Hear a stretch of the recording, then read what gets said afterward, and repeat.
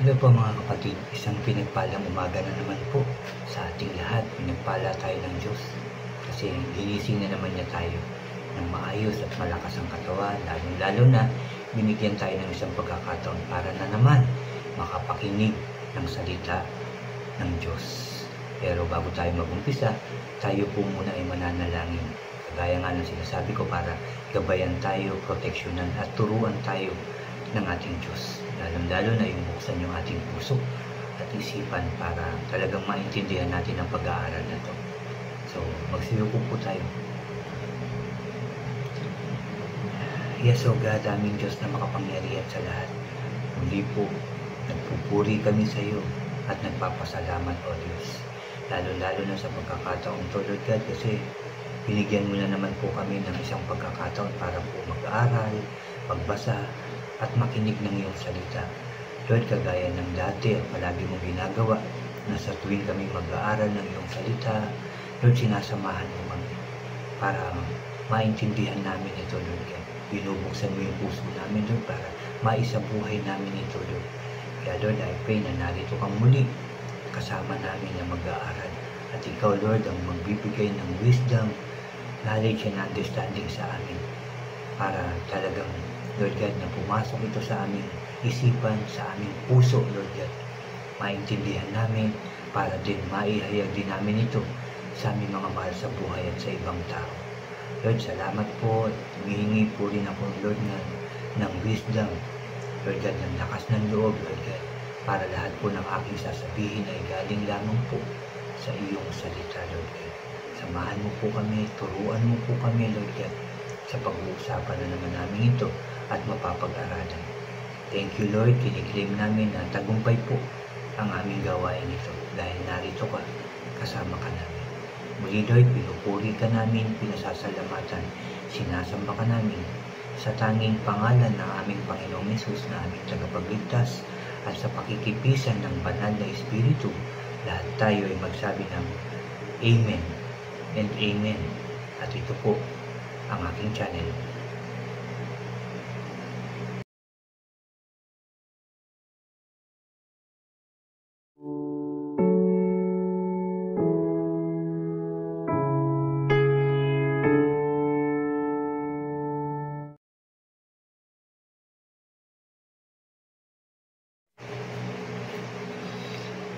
Isang pinagpalang umaga pong muli, mga kapatid. Bago po ako mag-start ng aking sharing, nanyayahan ko lang po yung mga nandyan, yung mga bago po sa aking channel, na huwag niyo pong kalimutan na mag-subscribe po.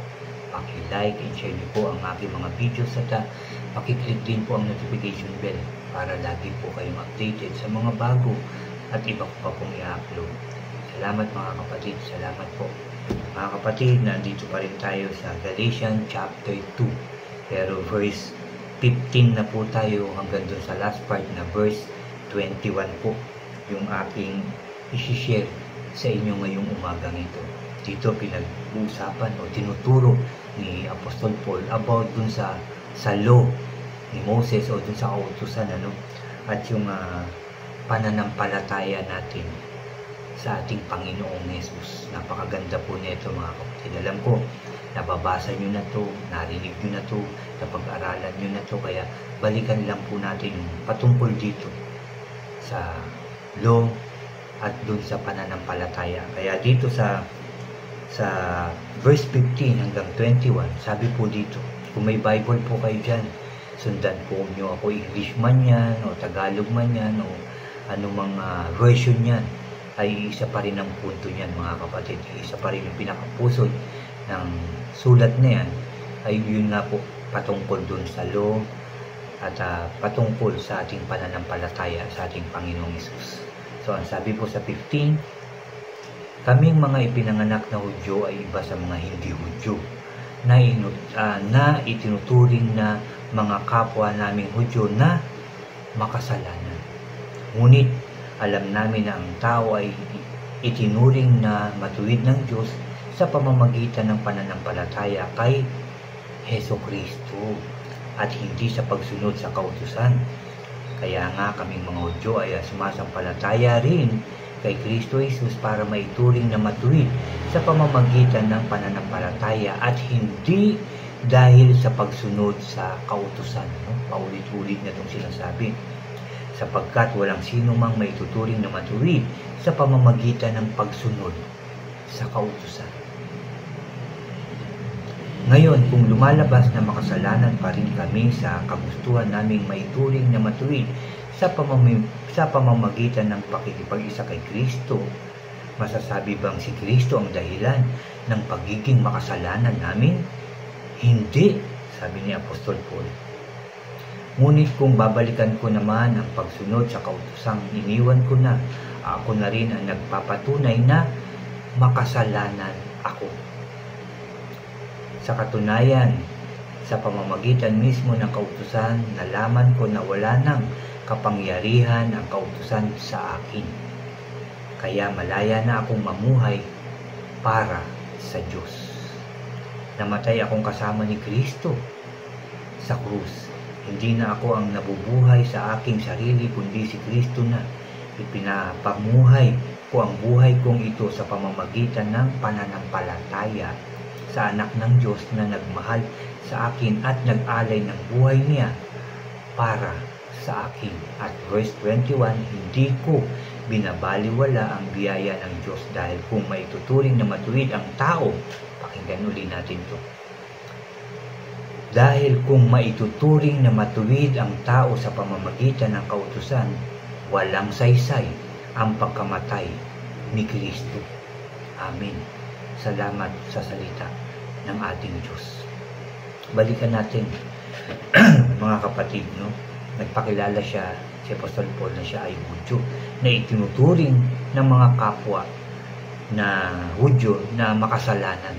Ngunit alam namin na ang tao ay itinuring na matuwid ng Diyos sa pamamagitan ng pananampalataya. Matuwid ang tao at ito'y tinuturing ng Diyos na matuwid dahil, sabi dito, verse 16, sa pamamagitan ng pananampalataya kay Kristo at hindi sa pagsunod sa kautusan. Kaya nga, kaming mga Hudyo ay sumasampalataya rin kay Kristo para maituring na matuwid sa pamamagitan ng pananampalataya at hindi dahil sa pagsunod sa kautusan, sapagkat walang sino mang maituturing na matuwid sa pamamagitan ng mga kautusan. Inuutos. Halimbawa, huwag kang papatay. Diba po, huwag kang magnanakaw. Igalang mo ang iyong mga magulang. Huwag kang mangangalunya. Huwag mong aangkinin yung mga bagay na hindi para sa iyo. Mga kapatid, huwag mong gagamitin yung pangalan ng Diyos sa walang kabuluhan. Ano po, kung sumusunod ka lang dyan sa mga bagay na yan, pero hindi ka sumasampalataya sa ating Panginoong Hesus, na siya ay anak ng Diyos, na siya ay bumaba rito, na siya ay namatay sa krus. Ano po? Pinako sa krus at namatay, at sa pangatlong araw ay muling binuhay ng kanyang ama at naghayag pa rin ng salita. Kung hindi tayo dyan sumasampalataya, sinabi mismo ni Apostol Paul dito sa Galatians chapter 2,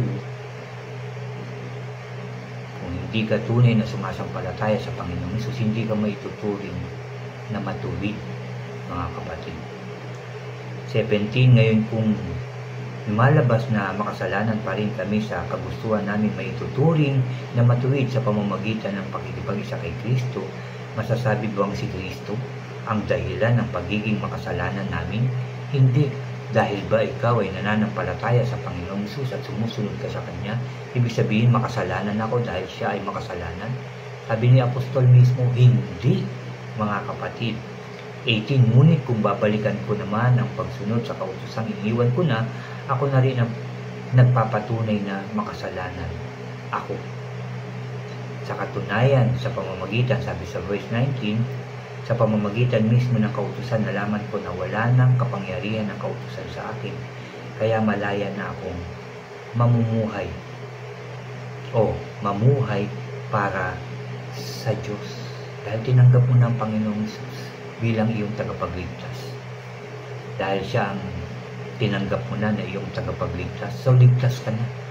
Pag sinabi mong ligtas ka na, doon sa mga kasalanang nagawa mo, hindi mo na ito babalikan dahil ikaw sumasampalataya na ibinigay ng Panginoong Hesus ang kanyang buhay para sa iyo, para maligtas ka, ako at tayong lahat. Di ba po? So matuwid na tayo dahil hindi na tayo babalik sa nakaraan. Di ba? Hindi na natin gagawin yung mga nagawa natin before dahil sumasampalataya tayo sa Panginoong Hesus. 20. Namatay akong kasama ni Kristo sa krus. Hindi na ako ang nabubuhay sa aking sarili, kundi si Kristo na. Ipinapamuhay ko ang buhay kong ito sa pamamagitan ng pananampalataya sa anak ng Diyos na nagmahal sa akin at nag-alay ng buhay niya para sa akin. Nang ipako ang Panginoong Hesus, ipinako na rin doon kasama ng Panginoong Hesus yung ating mga nagawang mali, yung ating pagsisinungaling, yung mga kasalanan nating karumal-dumal na nagawa, na ipako na rin. At nandun na tayo na ipako na. Yung dati nating ugali, yung dati nating pamumuhay, yung dati nating pananalita, yung dati nating pag-iisip, na ipako na rin. Nandun na yun. Wala na. At ngayon, namumuhay tayo, nabubuhay tayo, nakasama ang Panginoong Hesus. Wala na yung dati. Wala na yung luma. Kundi ngayon ay namumuhay tayo na bago na. Ikaw ay bago na dahil sumampalataya ka na sa ating Panginoong Hesus. Kasama mo na siya. Kaya bago ka na. Diba po? Sabi sa verse 21, hindi ko binabaliwala ang biyaya ng Diyos dahil kung maituturing na matuwid ang tao sa pamamagitan ng kautusan, walang saysay ang pagkamatay ng Panginoong Hesus nang ipako siya sa krus. Diba? Bakit pa? Ano po? Bakit pa ibinigay ng Diyos Ama yung kanyang anak para sa atin? Bakit pa inalay ng Panginoong Hesus yung kanyang buhay para sa atin? Kung doon sa kautusan pa lang, matuwid na tayo. Diba po? Kasi nga, wala namang nakasunod doon, mga kapatid. Naniniwala po ba kayo doon? Wala bang pumapatay hanggang ngayon? Wala bang ibig sabihin lahat ba gumagalang sa magulang? Wala bang nagnanakaw? Wala bang nangangalunya? Di ba lahat yun? Yung utos dun ay meron pa rin. Di ba po? Kahit sumusunod dun sa kautosan na sinasabi, nagagawa pa rin nun. Nagkakamali pa rin ang mga tao. Hindi pa rin talaga. Kasi kung sasabihin mo, never naman ako nangalunya, paano yung siya na utos? Nasunod mo ba? O sabihin natin, sige na, 5 na yung iyong nasunod, pero hindi mo pa rin nasunod lahat. So hindi ka pa rin matuwid, hindi pa rin ako matuwid sa paningin ng ating Diyos dahil patuloy pa rin na nakakagawa ng kasalanan. Ultimo nga yung isip natin, minsan nakakapag-isip pa rin ng hindi maganda, nagkakasala pa rin tayo. And even now, yes, sasabihin nyo, bakit yung mga tumanggap ba, lahat yan, yung mga tumanggap sa Panginoong Hesus ay talagang wala nang nagawang kasalanan? Totoo po yan, meron pa rin. Nakakapag-isip, nakakapagsalita pa rin ng hindi maganda, at nakakagawa pa rin ng kasalanan. Yes, totoo po. Totoo kung may nakakagawa. Pero, dahil nga nasa sa atin ang ating Panginoong Hesus, unti-unti tayong binabago, tinuturuan na hindi na natin ito magawa. At sumampalataya lang sa Kanya. Kasi when you say, naligtas ka na sa iyong mga kasalanan, naligtas ka na, di ba? Sinabi mo yan, inangkin mo yan. Tinanggap mo ang Panginoong Hesus na personal mong tagapagligtas. So, ligtas ka na, nasa sa buhay mo na ang Panginoong Hesus, di ba po? Gagawin mo pa ulit yung ginawa mo dati? Sa tingin mo ba, ligtas ka ulit kapag ginawa mo yun? Hihingi mo ulit yan ng tawad. May mararanasan ka na namang kabayaran dun sa mga kasalanan mo. So, aantayin mo na naman mabago ang buhay mo. Ano po? Kaya pag sinabi mo na tinanggap mo na ang Panginoong Hesus sa iyong buhay, sa nakaraan mong isang damakmak na kasalanan, pero ngayon ay tinatanggap mo na ang Panginoong Hesus, ligtas ka na. At syempre, babalikan mo pa ba yung hindi na? Hihingi ka na lagi ng gabay, ng protection, ng wisdom, knowledge, understanding para malaman mo na yung tama at mali. No? Pag iniyak mo na yan kay God, pilitin na natin, humingi na tayo ng tulong na hindi na natin ito magawa. Yung ating mga mali at kasalanan nagawa para ligtas na tayo talaga. At masasabi na natin, ready na ako sa pagbabalik ng Panginoong Hesus. Kaya, itong ating ginagawa, itong paghahayag ng salita ng Diyos, itong pag-aaral natin, para maraming makaalam nito. Para sama-sama tayo mga kapatid.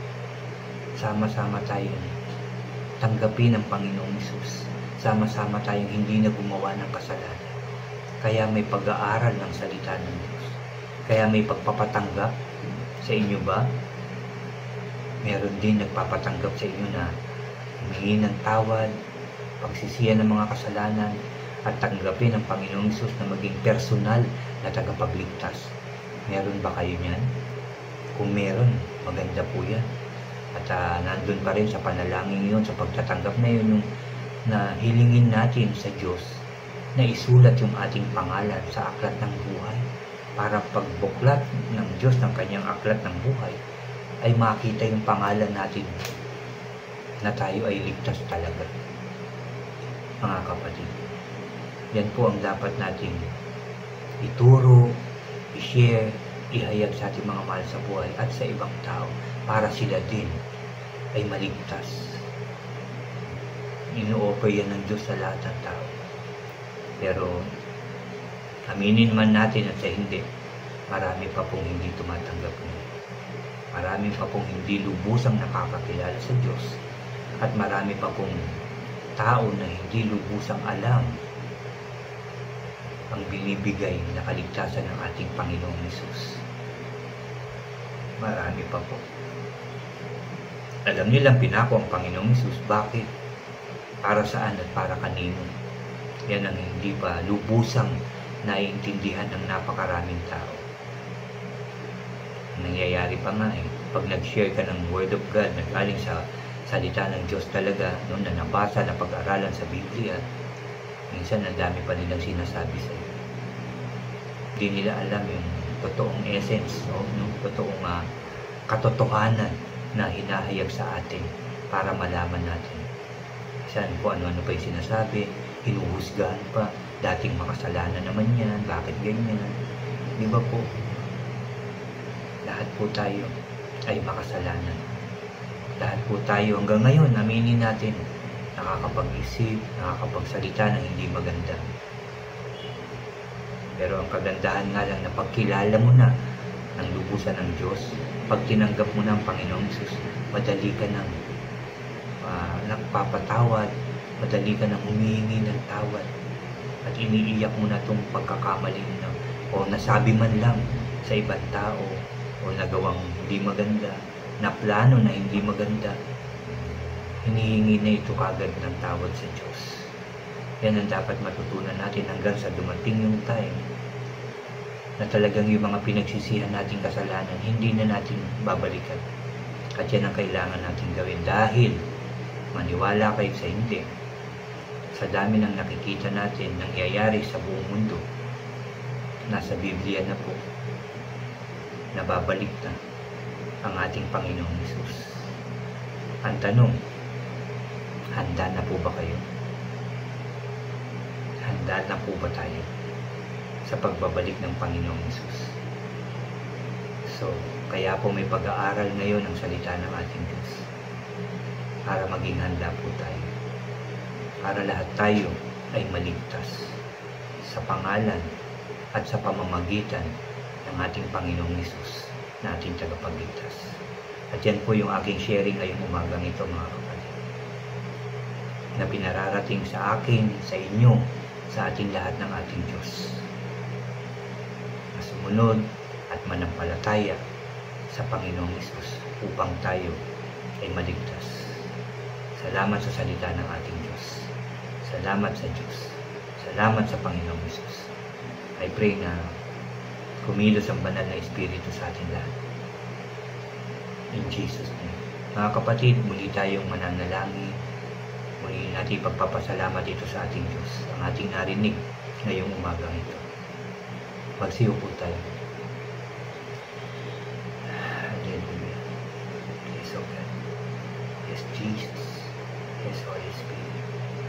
Aming Diyos na makapangyarihan sa lahat, muli ka namin pinupuri at pinasasalamatan. Maraming salamat dahil tinawag mo na naman kami, pinagsama-sama para makinig na naman po ng iyong salita. Lord, I pray maisabuhay namin ito. I pray na maishare namin ito sa aming mga mahal sa buhay at sa lahat ng tao. Upang ang lahat ng tao manampalataya sa Panginoong Hesus na siya ang aming tagapagligtas. Lord, turuan mo kami, tulungan mo kami, bigyan mo kami ng lakas ng loob, ng sipag, Lord God, para magawa namin ito. And I pray, anuman yung aming mga naging kasalanan noon hanggang ngayon, Lord, huwag ito yung tignan mo, Lord God. Ang tignan mo po, Lord God, yung aming pagbabalik loob sa iyo, yung aming pagsisisi sa aming mga kasalanan, yung aming paggawa na ng mabuti, Lord God. I pray, mapatawad mo po kami lahat at tignan na, Lord, yung ginagawa namin ngayon, Lord God. Samahan mo po kami palagi, Lord. Turuan at gabayan upang gumawa ng mabuti para sa inyo, sa aming pamilya at sa aming kapwa. Lord, maging karapat-dapat kami, Lord, na lumapit sa iyo, na humingi sa iyo ng lahat ng klaseng pangangailangan namin, ng kalakasan, ng kagalingan sa sakit at karamdaman, ng kaayusan ng buhay, Lord God, at yung kaayusan na ikabubuhay namin, Lord, lahat yan ay hinihingi namin sa inyo sa pangalan ng Panginoon, dahil wala kaming magagawa, Lord, kung wala ka sa aming buhay. Kaya, Lord, I pray na tulungan mo ang bawat isa na nakinig ng iyong salita kayo. Lahat ng nananalangin, I pray, pakinggan mo po at tugunin sa pangalan ng Panginoong Hesus. Salamat po. Salamat po dahil alam ko kung nakikinig ka ngayon, Lord. At anuman ang pinapanalangin ng mga tao ngayon, Lord, I pray na ito po ay sagutin at ipagkaloob sa kanila at ipagkaloob sa amin, Lord, sa pangalan ng Panginoong Hesus. Salamat muli, Lord, for all the blessings, guidance and protection sa amin. Magtatagumpay kami, Lord, sa pangalan ng Panginoong Hesus. Magiging maayos ang aming buhay, magiging maayos ang aming pamilya, ang aming bansa, Lord God. Magiging maayos, masaya, tahimik at masagana, Lord, lalong-lalo ng aming bansang Israel. In Jesus' name, magiging payapa na sa Israel. Sa bawat bansa, magiging maayos din, masaya at masagana, magtutulungan, magkakaisa, at ang lahat ay magkakaroon ng pananampalataya sa Panginoong Hesus na aming tagapagligtas. Thank you, Father God. Thank you, Jesus. Thank you, Holy Spirit. Salamat po, Holy Spirit. Salamat po dahil ikaw po, Holy Spirit, ay kikilos, O God. Kikilos ka. Kikilos ka at magtuturo sa amin sa pangalan ng Panginoong Hesus. Salamat po. Muli, Lord. Muli, Lord. Muli, Lord. Pinupuri ka namin, pinasasalamatan, sinasamba ka namin sa matamis at makapangyarihan pangalan na aming Panginoong Hesus, Lord God, na aming tagapagligtas, Lord God, at sa pakikipisan ng banal na Espiritu. Lahat tayo ay magsabi ng Amen, Amen, and Amen po. Amen. Tanggapin nyo na, mga kapatid, narinig ng Diyos ang ating panalangin. Dinig niya ang ating dasal. God bless po sa inyo lahat. At God bless po sa ating lahat.